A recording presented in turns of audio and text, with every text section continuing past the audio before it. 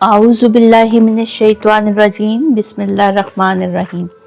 आज यहाँ पर अल्लाह ताला के जिस सफ़ाती इस्म की हमदो सना बयान करने की सादत हासिल करेंगे वो नाम है अल वारिस जल्ले शानहू। अल्लाह ताला के सफ़ाती नाम अल वारिस जल्ले जलालहू के मानी हैं तमाम चीज़ों का हकीकी मालिक व वारिस। हकीकी वारिस वो ज़ात जो कायम व दायम रहे। दुनियावी नुक्ता नज़र से वारिस इसे कहते हैं जो किसी शख्स या किसी औरत के बाद इसकी छोड़ी हुई चीज़ों का मालिक होता है। इस्लाम में तो बाकायदा वरासत का कानून मुकर्रर है जो कुरान पाक में मौजूद है। गोया जब हम खुद जिंदा होते हैं तो हर चीज़ के हम खुद मालिक हैं और जब हम नहीं रहेंगे तो हमारी इमलाक के मालिक हमारे वर्सा होंगे और फिर जब वो भी नहीं रहेंगे तो इनकी इमलाक के वारिस इनके वर्सा ठहराए जाएंगे। गोया हमारी मलकियत हमारी ज़िंदगी से मशरूत है।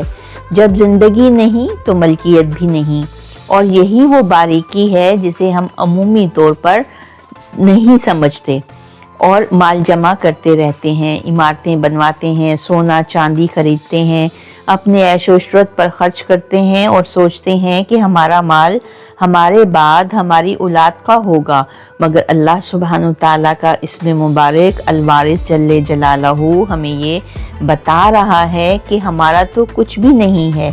तमाम चीज़ों का हकीकी मालिक तो अल्लाह जल्ले जलालहू है, क्योंकि मालिक होने के लिए हमेशा रहना शर्त है। हम में से हर फर्द को मौत आएगी। हम दुनिया से सिर्फ एक कफन पहनकर एक तंग उतारी कब्र में जाने वाले हैं। कफन पहनने वाले के हमरा सिर्फ और सिर्फ इसके अमाल जाते हैं। अल्लाह ताला दुनिया में हमें जो भी अता फरमाता है इसके लिए बिलाशुबा हम मेहनत करते हैं, इसके हसूल का ज़रिया इख्तियार करते हैं, मगर मिलता हमें वही है जो हमारे नसीब में अल्लाह ताला ने लिखा होता है।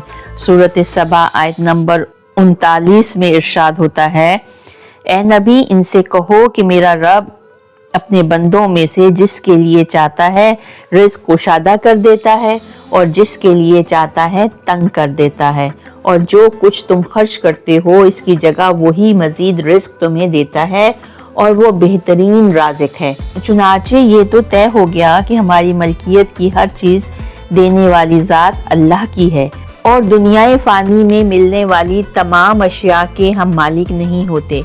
हमें अल्लाह ताला इन पर इख्तियार देता है, वो भी सिर्फ ये कि हम इनको कब कहाँ कैसे और किस पर खर्च करें।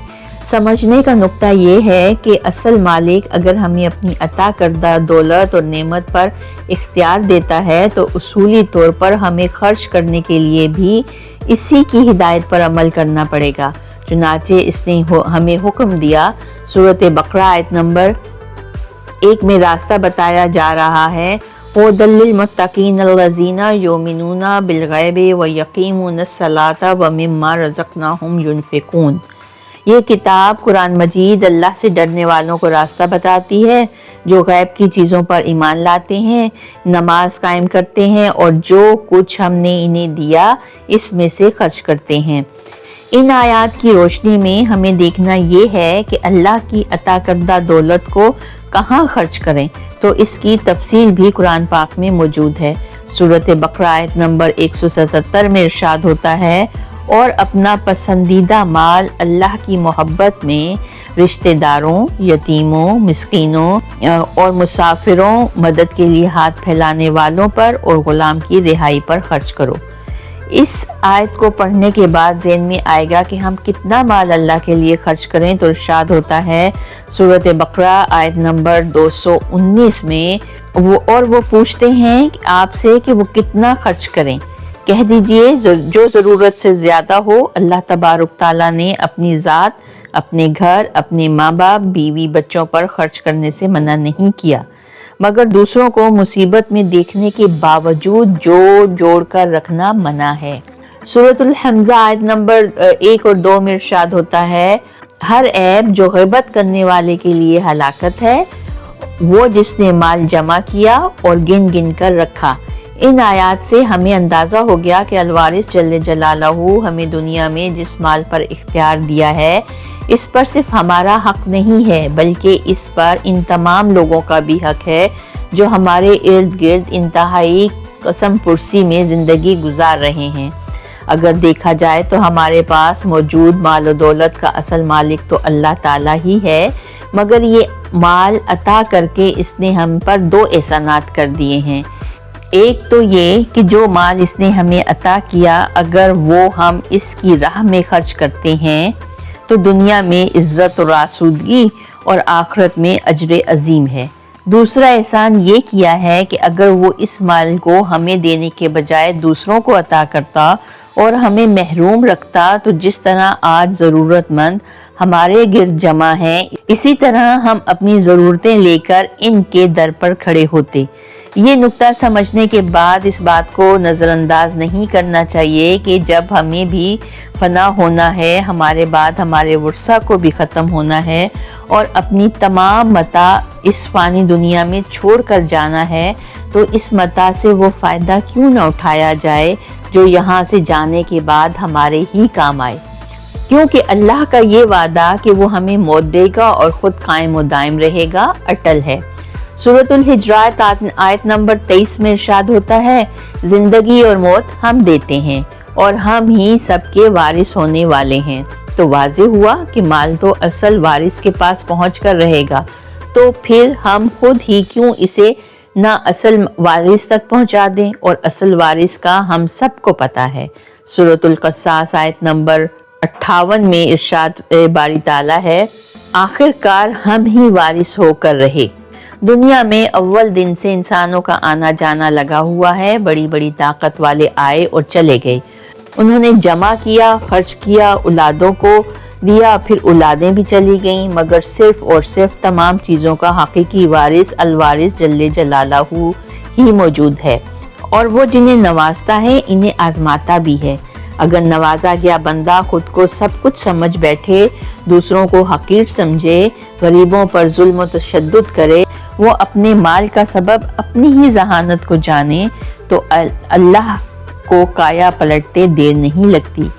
बनो इसराइल कौम को जब कुतबियों ने जलील ख्वार समझना शुरू किया, वो इन्हें ख़त्म करने के मंसूबे बनाते और इसराइली कमज़ोर होते चले गए। तो क्योंकि गुरूर और तकब्बुर और रौनत और घुमंड तो अल्लाह को पसंद ही नहीं है, चुनाचे हालात ने पलटा खाया।